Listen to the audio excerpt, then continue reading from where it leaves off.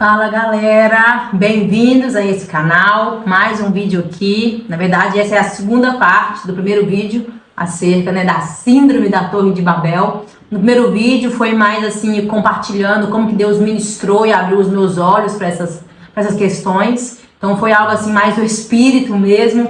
E nesse vídeo eu vou tentar ser um pouco mais técnica naquilo que eu identifiquei como algumas características da Torre de Babel. Claro que eu não detenho toda a verdade. Se você tiver uma crítica construtiva, pode pôr nos comentários. Eu vou ter o maior prazer em te ouvir, em te responder e discutir com você. E é claro que não é só isso também, que deve ter muito mais coisas por aí que eu ainda não sei. Então vamos ler o texto que vai estar lá em Gênesis capítulo 11. Eu queria que a gente lê o texto todo só para a gente poder pegar a visão, a macrovisão, a visão completa aqui da coisa, tá? Então trouxe aqui pra gente. Gênesis 11, versículo 1. Em toda a terra havia apenas uma língua e uma só maneira de falar. Os homens partiram do Oriente, encontraram uma planície na terra de Siná e habitaram ali. E disseram uns aos outros: venham, vamos fazer tijolos e queimá-los bem. Os tijolos lhes serviram de pedra e batume e argamassa. E disseram: venham, vamos construir uma cidade, uma torre, cujo topo chegue até os céus. E tornemos célebre o nosso nome, para que não sejamos espalhados por toda a terra. Então o Senhor desceu para ver a cidade e a torre que os filhos dos homens estavam construindo. E o Senhor disse: eis que o povo é um e todos têm a mesma língua. Isto é apenas o começo, agora não haverá restrição para tudo o que planejam fazer. Venham, vamos descer e confundir a língua que eles falam, para que não entenda o que o outro está dizendo. Assim o Senhor os dispersou dali pela superfície da terra, e pararam de edificar a cidade. Por isso a cidade foi chamada Babel, porque ali o Senhor confundiu toda a terra, e dali o Senhor dispersou por toda a superfície dela. Então, primeira característica que eu identifico aqui, na verdade que eu quero pontuar aqui com vocês, é esse chamado a essa unidade, essa falsa unidade, né? Bem que, venham, porque aqui nós falamos a mesma língua. Fique aqui, vamos construir algo juntinho aqui, porque nós falamos a mesma língua. A gente vê aí hoje, e é sim uma crítica, mas é uma crítica com muito temor e com muito amor também, mas igrejas que geralmente focam muito nessa unidade, geralmente líderes que nem permitem que você vá visitar outras igrejas, porque eles falam: não, é muito perigoso que você vá, porque lá o que eles falam lá, o que eles pregam lá, não é o mesmo que nós pregamos aqui. Então, para sua segurança, você não pode ir lá. O que é ok em certo ponto, quando está com a intenção correta. De fato, eu particularmente não aconselho as pessoas que eu discipulo, que eu cuido, de beberem de todas as fontes, justamente para não ter muita confusão. Mas também eu falo assim: olha, nós somos um corpo. Eu posso visitar outras igrejas, ir em várias conferências, inclusive eu amo e aconselho, vá em conferências. Porque nós somos o corpo. Por exemplo, o Decente, que nós vimos aqui no Brasil recentemente, em janeiro. Cara, que irado! Uma reunião de várias igrejas juntas, várias denominações diferentes, né? Colocaram lá o super batista da Batista Nacional do Brasil, pregando junto com os da Bertelli, que é piradaço. E eles juntos, mesmo com doutrinas até diferentes, mas um só propósito, uma só visão. Estamos aqui, somos parte de um só corpo. Um só é o cabeça, que é Cristo. Estamos avançando o reino juntos. Isso é maravilhoso. Agora, é muito preocupante quando o seu líder, talvez esse é o seu caso, te proíbe de ir em outras igrejas e fica até com raiva de você quando você vai. Tu não pode, isso é traição. Você está indo lá aprender a falar outra língua. Não pode. Então, a primeira coisa que a gente vê é que essa falsa unidade que soa como uma possessão. Eles falam que é para a sua segurança, mas às vezes nem é tanto. Então, a gente tem que sondar o nosso coração e conversar mesmo abertamente com os nossos líderes. Temos aqui o discernimento do Espírito e entender se essa unidade, a gente está virando uma panelinha fechada ou se de fato estamos fazendo parte de um grande corpo de Cristo, onde um só é a cabeça, que é Jesus Cristo.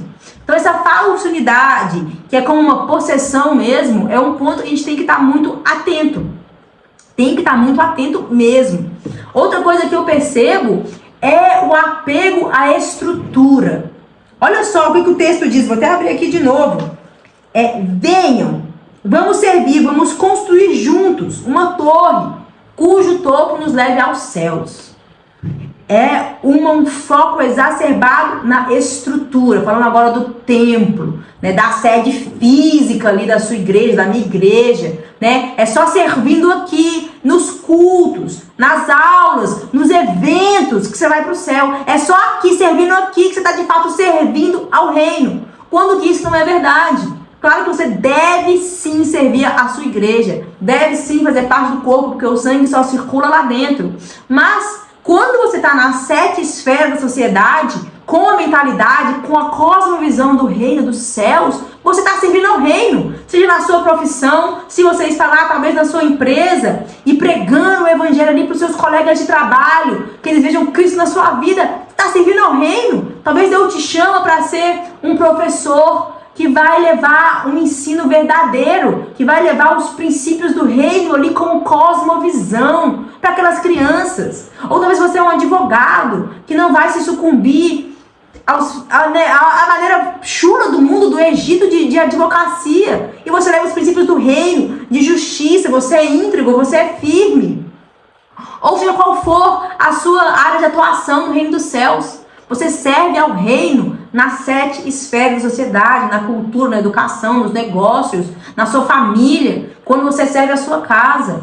E quando a gente foca demais na estrutura, acaba que você fica se tornando escravo daquilo. E os seus líderes, a sua estrutura começa a exigir de você estar lá quase que 7 dias na semana. Tipo assim, você tem que estar aqui, você tem que avançar o reino, você tem que abrir mão da sua casa, do seu querer, da sua vida para estar aqui, porque é aqui na estrutura que você serve ao reino. E muitas vezes isso gera uma consequência, porque as pessoas sucumbem. Porque pensa só, eu tenho um trabalho aqui full time, 7 dias na semana. Oh, desculpa, não 7, né? Espero que você tenha um dia de folga. Mas talvez de segunda a sexta ou de segunda a sábado. Eu tenho que servir na igreja todos os dias. E claro que eu cuido da minha casa. É quase como uma jornada dupla. Você está trabalhando em 2 empregos. É claro que em algum momento você vai estar muito cansado. Nós que somos na posição de liderança, eu me coloco nesse local, eu não posso colocar a mesma carga que eu coloco sobre mim, que me vejo trabalhando, que tenho a igreja como uma vocação e até como uma profissão em algum momento, que vou estar lá quase que, no nome de Jesus, full time. Eu não posso exigir isso de você, de um voluntário que tem um trabalho, que tem uma família. Eu não posso exigir isso de você. É claro que eu tenho que te convidar a servir, esteja aqui, pelo menos 2 vezes no mês, vem servir a casa do Senhor aqui nos cultos. Isso é muito importante para a comunhão, para a comunidade. Mas eu não posso exigir de você que você venha 7 dias na semana com a desculpa de que é só aqui que você serve o reino. Você tem que servir o reino, você tem que ser um servo do reino. Eu tenho que ter um balance.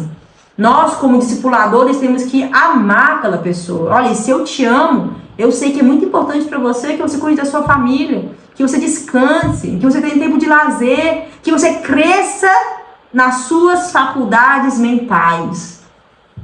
Porque a Torre de Babel, que foca na estrutura, fala assim, ó, você tem que estar aqui todos os dias. Mas muitas vezes as pessoas que estão lá servindo e construindo ali os tijolos, pegando no pesado, não estão lendo a palavra de Deus. Se o teu líder não se preocupa com o seu crescimento de estrutura, no seu crescimento bíblico, no seu desenvolvimento mental, espiritual, tem alguma coisa errada. Porque, olha, sendo muito sincera, se o seu líder te coloca para servir, não preocupa como que está a sua vida de devocional, tem alguma coisa errada com a intenção dele. Principalmente se você serve no púlpito, talvez tocando, talvez ministrando, ou em qualquer outra área. Se o teu líder não está preocupado com a tua vida de santidade, olha, tome isso como nota aí, está mais preocupado com o seu talento e com o seu esforço físico, com os seus braços, para colocar o tijolo na estrutura. Tenha muito cuidado disso, não é a estrutura que te leva para o céu, é Jesus Cristo. Você tem que sim servir a casa de Deus nos cultos, isso é muito importante, é comunidade, mas tem um balance. Tem um balance. É claro que vão ter aqueles que vão servir lá como um trabalho, vão estar lá mais tempo. Mas até esse tem que ter um balance para saber diferenciar com o que é trabalho, o que é serviço, o que é entrega, sacrifício, devoção. A gente tem que ter um balance, tem que ter descanso. Eu não posso te colocar para servir os 4 domingos do mês e quando que você recebe, você tem que estar sentado no banco pelo menos 2 domingos do mês, recebendo, sendo só discipulado, recebendo o alimento. O foco na estrutura é uma coisa assim que eu percebo que é muito marcante na síndrome da Torre de Babel. A estrutura tem que crescer, ela tem que ficar bonita, ela tem que ser a que tem a melhor estrutura de música, ela tem que ser a que tem o melhor ministério tal, ela tem que crescer nas redes sociais, ela tem que crescer em números, em views, a pregação tem que ser mais eloquente, né? Tem que ter paleta na hora do culto. Assim, particularmente eu não gosto muito da ideia da paleta, mas amém? Eu foco na estrutura, a igreja é bonita, a igreja é grande, o reino está avançando. Olha como que a minha igreja está cheia, olha como que o prédio é grande, olha como que agora a gente tem várias sedes. É o foco na estrutura, como se o resultado e o avanço do reino fosse determinado pelo tamanho da igreja física, falando do templo. É determinado por quanto a igreja está maturando, porque uma igreja madura discipula a nação, discipula a sociedade. Outra coisa que a gente pode ver que também é que não é normal a estrutura estar acima da sua família. Não é normal que dentro da igreja tenha essa cobrança para que você sirva mais a casa do Senhor, a estrutura, do que a sua própria casa. Como líderes, nós temos que saber o que está acontecendo na sua casa. Não é normal que o teu líder não se preocupe até com a sua vida financeira, se você está conseguindo administrar bem, se você precisa de ajuda. Não é normal que o teu líder não te pergunte sobre a tua vida de pecado. E por que eu estou focando tanto na pessoa do líder? Porque uma outra coisa que a gente vê claramente na Torre de Babel é que existe o foco em uma pessoa só. Geralmente, essa pessoa é a pessoa que carrega a maior revelação. É aquele que é quase um anjo, né? Ele é quase assim, quase Jesus ali. Geralmente aquela pessoa tem um foco muito nela, né? O líder, ele tem um foco muito nele. Ele gera uma crítica com muito cuidado aqui, mas geralmente é só ele que prega. Não deixa mais ninguém pregar. Tem muitos ciúmes do púlpito. Não, porque eu tenho que ensinar só a língua que eu quero que vocês falem. Porque eu tenho medo que alguém suba aqui e fale outra coisa. Cuidado! Claro que tem que ter temor em não colocar qualquer pessoa ali para pregar, mas nós, enquanto discipuladores, eu tenho que preparar pessoas para pregarem, para discipularem, para assumir o meu lugar um dia. Para um dia eu sair de lá, para a igreja caminhar, para a igreja terem novos frutos, novas igrejas nascendo, novos líderes, novos pastores, novos obreiros. Então assim, existe um foco, né? Uma característica da Torre de Babel é que existe um foco muito grande em uma pessoa só, em um líder só. Geralmente não, eu vou tomar muito cuidado com essas palavras aqui, mas é algo para você se atentar.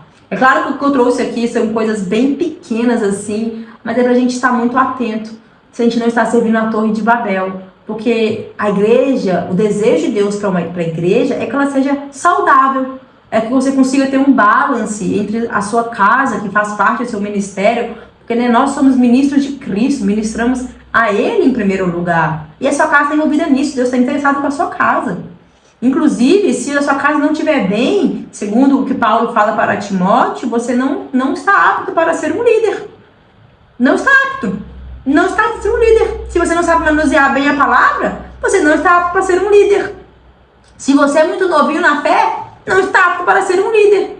Muitas vezes a gente estabelece líderes dentro da igreja por necessidade e não por chamado. Ah, só porque a pessoa canta muito bem, eu vou colocar ela como líder de louvor, porque ela vai saber como fazer um louvor mais bonito. Foco na estrutura, foco na torre. Não tá certo. O líder tem que saber, acima de tudo, ter uma casa organizada, ter um caráter ilibado, saber manusear bem a palavra, porque ele tem que te discipular. Igreja não é empresa. Eu não contrato funcionários para liderar os ministérios.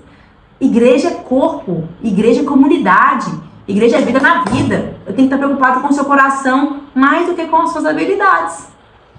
Claro que isso foi uma crítica com muito temor, com muito respeito, e foi em primeiro lugar para mim, Deus sondar o meu coração e ver que tipo de liderança eu quero que o Senhor estabeleça através da minha vida, onde eu me preocupo com as pessoas que Ele vai confiar nas minhas mãos, porque eu vou ter que prestar conta por isso um dia. Então talvez pareça um pouquinho duro, mas foi para mim primeiro. Então é isso. Sonde seu coração, avance o reino dos céus, mas a gente tem que saber que o cabeça é um só. E o nome dele é Jesus Cristo. E que nós somos a igreja porque Deus não mais habita em templos feitos por mãos humanas. Que aquela estrutura, o templo ali físico, a sede da sua igreja, é para servir a igreja. E não as pessoas servindo a estrutura. É o contrário, a estrutura serve a igreja. Nós somos a igreja. E é isso, irmãos, espero que vocês tenham sido abençoados aí por isso, em nome de Jesus. Senhor Deus, eu te peço aqui agora que venha muito temor nos nossos corações, Deus, que a gente possa sondar o nosso coração, que a gente possa avançar o reino, Deus, e saber o que nós estamos construindo.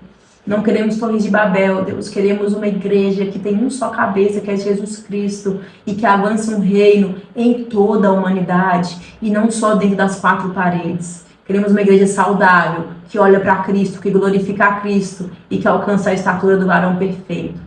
Em nome de Jesus. Amém.